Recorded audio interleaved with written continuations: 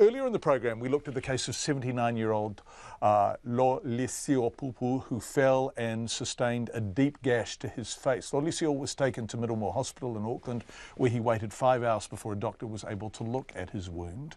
His family were angry and distressed, and his son Opito William Sio, who is also a Labour Party MP in the Mangere electorate, posted a photo online. An hour ago, Zach Fleming brought us the story, and the family sensed that the wait was simply too long.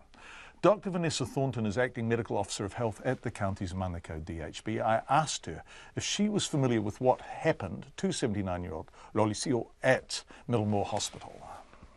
We have had a look at the case, but we haven't had a full investigation, just a very superficial. We'll talk to the doctors involved over the course of the next couple of days.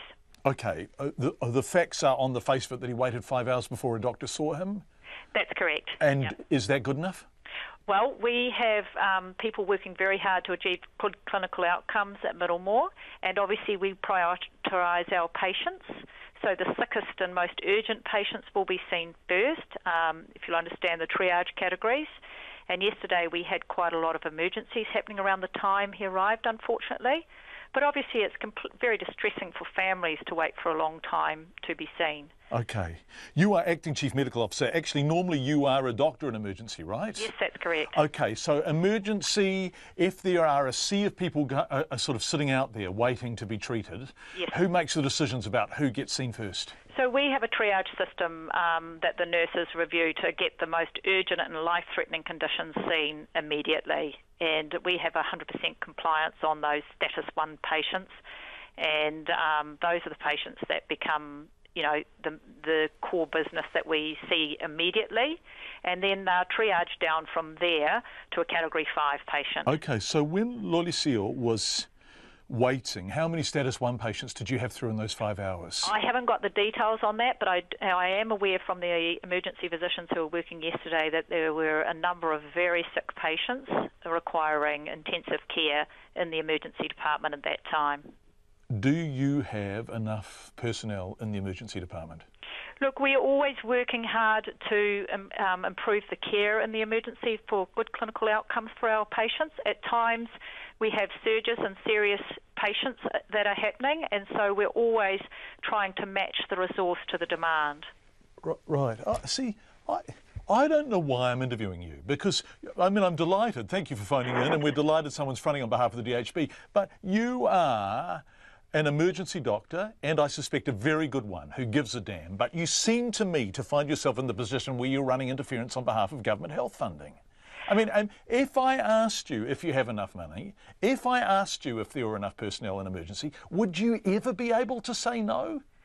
Look, I think that the important thing to realise that all the doctors and nurses at Middlemore are working really hard to care for the patients as best we can, and sometimes we have surges where it's hard to match our resource to that, and everybody's working very hard to achieve that and to improve our care. We had an increase in house officers over winter to assist our care, and we had an increase in senior doctors last year to assist our care. So people are always trying to match that resource to demand at Middlemore. There's absolutely no doubt in my mind about that, and I don't think anyone listening will have any doubt about that. Would it be great to have more money and therefore more people to help you do precisely the matching you were just talking about? I think that, you know, people are always looking for improvements and a way of increasing the care for patients. And, you know, if people said, would you like a whole lot more staff? Would you like a whole lot more facility? I don't think any doctor or nurse would say no. What do you say to people who, you know, I don't know if you know, but we do radio with pictures, so we've put the gash up on screen. So people are going to look at that and say, holy moly, here is an elderly man sitting in a waiting room with that on the side of his face for 5 hours before a doctor could even see him. Yes. I think that for families it is very distressing waiting to be seen with an injury, and he was admitted to plastics and he's had a good clinical outcome from that injury. And it is hard to see all the other work that is going on in the emergency department at the same time.